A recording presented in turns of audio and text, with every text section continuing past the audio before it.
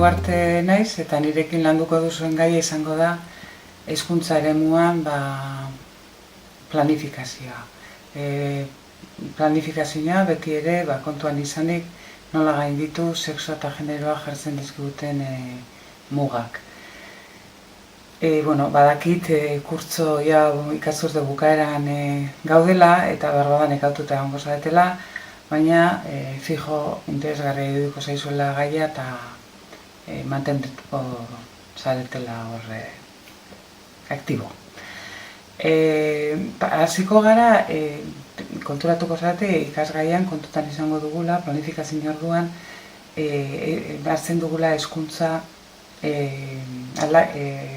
eragile moduan, aldaketa eragile bezala konsideratuta. Gizarteak berdintasunaren inguruko erronka izugarri jartzen dizkigu, ez bakarrik hezkuntzari, baizik eta beste eremu batzuei, baina guri hori dagokigunez horri helduko diogu. Holako erronkei heltzeko esku hartzeak ondo planifikatzea importantea da. Planifikazio horretan kontutan izan behar dugu bi aspektu. Alde batetik berrikuntzana, hau da, sortu behar ditugu espazio eta gune berriak, eraiki behar dugu gune berriak, bermatzeko gune horretan askatasuna dagoela norberak bere identitatea libre garatzeko. Eta aldi berean sortu behar ditugu, horregatik beste aspektu sortzailea, sortu behar ditugu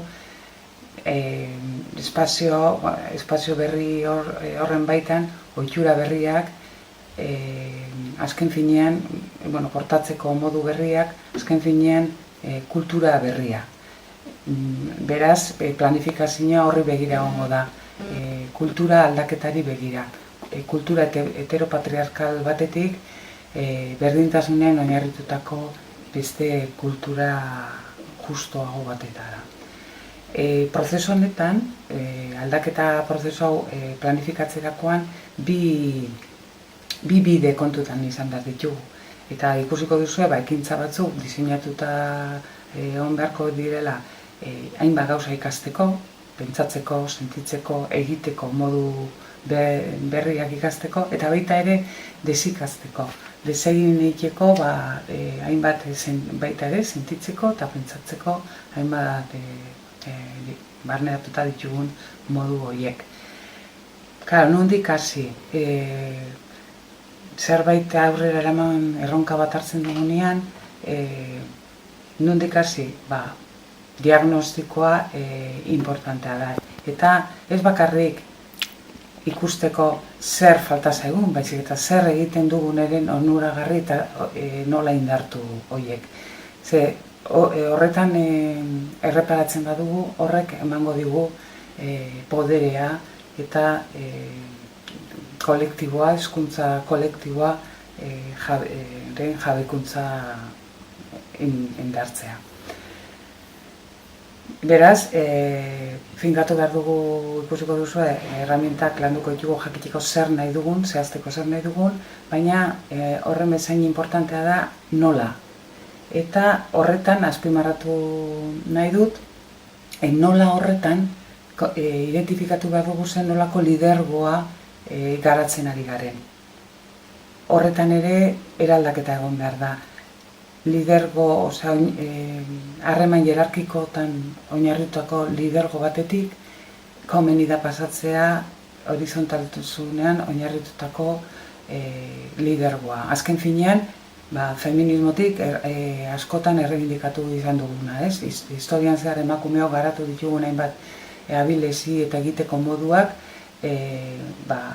lideratzeko moduan aurrera eramateko. Hori ere planifikatu behar da.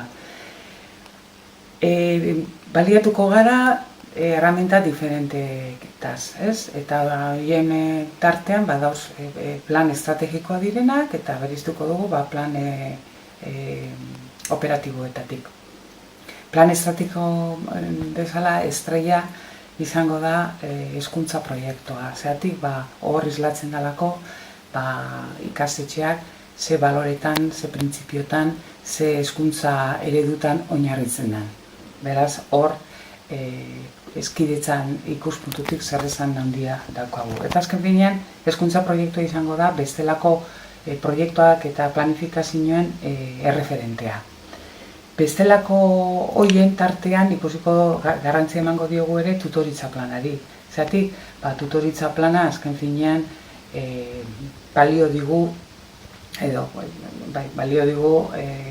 planifikatzeko nola orientatu neskak, mutilak, ikasle guztiak, nola orientatu bere haien bizitzaren protagonismo eta liderra izateko.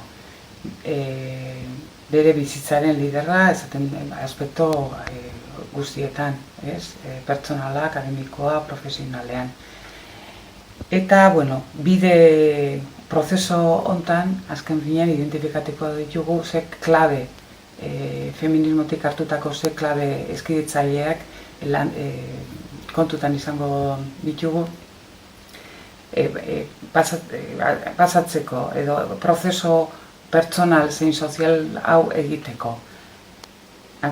Azken finean nola pasatu eskola mistotik eskola hezkidetzailea. Beraz, gutxi gobera bera hau da landuko duguna eta espero dut disfrutatzea ni bezala edo gehiago. Eskerrik asko.